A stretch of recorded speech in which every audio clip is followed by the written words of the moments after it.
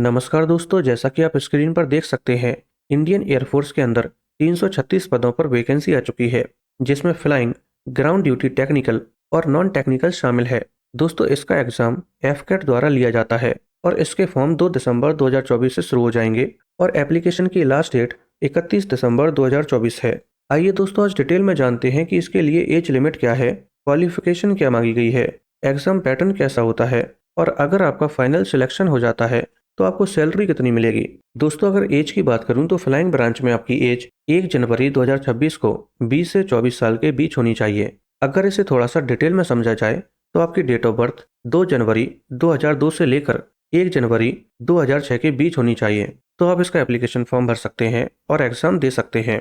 लेकिन अगर आपके पास वैलिड और करंट कमर्शियल पायलट लाइसेंस है, जिसे डीजीसीए द्वारा इशू किया गया हो, तो आपके लिए एज में रिलैक्सेशन दिया जाएगा और आप 26 साल की उम्र तक इसका एप्लीकेशन फॉर्म भर सकते हैं। अगर थोड़ा सा डिटेल में समझें तो आपकी डेट ऑफ बर्थ 2 जनवरी 2000 से लेकर 1 जनवरी 2006 के बीच होनी चाहिए। इसके अलावा दोस्तों, अगर आप ग्राउंड ड्यूटी के लिए अप्लाई करते हैं टेक्निकल या नॉन टेक्निकल ब्रांच से, तो आपकी एज 1 जनवरी 2026 को 20 से 26 साल के बीच होनी चाहिए। अगर इसे थोड़ा सा डिटेल में समझा जाए तो आपकी डेट ऑफ बर्थ 2 जनवरी 2000 से लेकर 1 जनवरी 2006 के बीच होनी चाहिए, तो आप इसका एप्लीकेशन फॉर्म भर सकते हैं और एग्जाम दे सकते हैं। आइए दोस्तों, आप जानते हैं कि फ्लाइंग ब्रांच के अंदर क्वालिफिकेशन क्या मांगी गई है। दोस्तों, सबसे पहले तो आपका 12th क्लास कंप्लीट होना चाहिए और 12th में आपका पीसीएम यानी कि मैथ, फिजिक्स और केमिस्ट्री होना चाहिए और मैथ में आपके टोटल मार्क्स 50% या उससे ज़्यादा होने चाहिए और फिजिक्स में भी आपके मार्क्स 50% या उससे ज़्यादा होने चाहिए। इसके अलावा ग्रेजुएशन में आपके पास 3 चॉइस हैं। पहली चॉइस है कि आपकी ग्रेजुएशन कंप्लीट होनी चाहिए और वो किसी भी सब्जेक्ट से और किसी भी मान्यता प्राप्त यूनिवर्सिटी से कंप्लीट हो सकती है, लेकिन कंडीशन ये है कि आपकी ग्रेजुएशन में टोटल परसेंटेज 60% या उससे ज़्यादा होने चाहिए। दूसरी चॉइस है कि आपकी बीई या बीटेक कंप्लीट होनी चाहिए और वो किसी भी ब्रांच से हो सकती है, लेकिन यहाँ पर भी कंडीशन सेम है कि आपकी टोटल परसेंटेज 60% या उससे ज़्यादा होनी चाहिए। तीसरी चॉइस है कि आपने associate membership of institution of engineers या फिर एरोनॉटिकल सोसाइटी ऑफ इंडिया से सेक्शन ए और सेक्शन बी एग्जामिनेशन क्वालिफाई किया हो, जिसमें आपकी टोटल परसेंटेज 60% या उससे ज़्यादा होनी चाहिए। इसके अलावा दोस्तों, अगर आप अपने ग्रेजुएशन के फाइनल ईयर में हैं, तब भी आप इसका एप्लीकेशन फॉर्म भर सकते हैं, लेकिन कंडीशन ये है कि जो भी आपकी फाइनल ईयर चल रही है या फाइनल सेमेस्टर है, तो इससे पहले वाले ईयर या सेमेस्टर में आपकी परसेंटेज 60% या उससे ज़्यादा होनी चाहिए और किसी भी सब्जेक्ट में बैकलॉग नहीं होनी चाहिए। दोस्तों, अगर आप ग्राउंड ड्यूटी टेक्निकल ब्रांच से अप्लाई करना चाहते हैं तो यहाँ पर आपकी क्वालिफिकेशन थोड़ी सी डिफरेंट होगी।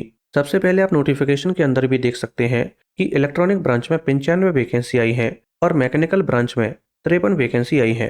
अगर आप ground duty technical, aeronautical engineer, electronic branch से अप्लाई करते हैं तो सबसे पहले तो आपकी पीसीएम से 12th क्लास कंप्लीट होनी चाहिए, जिसमें मैथ में आपके मार्क्स 50% या उससे ज़्यादा होने चाहिए और फिजिक्स में भी आपके मार्क्स 50% या उससे ज़्यादा होने चाहिए। इसके अलावा ग्रेजुएशन में आपके पास मल्टीपल ऑप्शंस हैं, जैसे कि पहला ऑप्शन है कि इंजीनियरिंग में आपकी 4 साल की ग्रेजुएशन या इंजीनियरिंग में इंटीग्रेटेड पोस्ट ग्रेजुएशन कंप्लीट होनी चाहिए। दूसरा ऑप्शन है associate membership of institution of engineer से सेक्शन ए और सेक्शन बी एग्जामिनेशन क्लियर होना चाहिए। तीसरा ऑप्शन है एरोनॉटिकल सोसाइटी ऑफ इंडिया से सेक्शन ए और सेक्शन बी एग्जामिनेशन क्लियर होना चाहिए।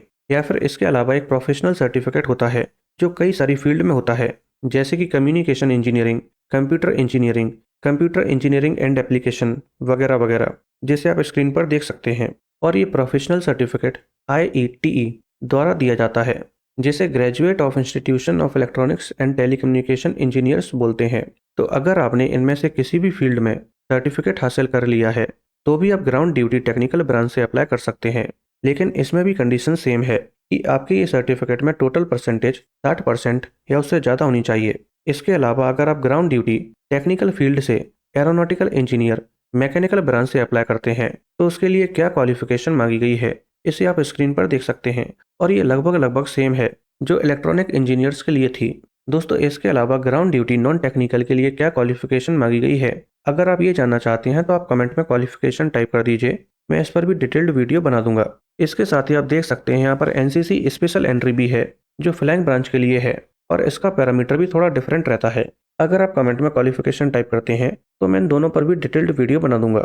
अगर आपको ये वीडियो पसंद आई हो तो वीडियो को लाइक करके चैनल को सब्सक्राइब कर लीजिए।